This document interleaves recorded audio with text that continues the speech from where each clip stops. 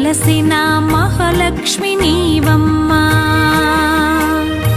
నీ సేవలను మేము సేతుమమ్మా.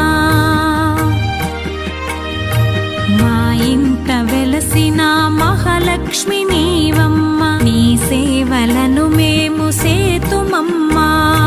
పసుపు కుంకుమలతో నారికేలములతో, పసుపు కుంకుమలతో నారికేలములతో నీ పూజ ఘనముగా చేయుదము తులసమ్మా.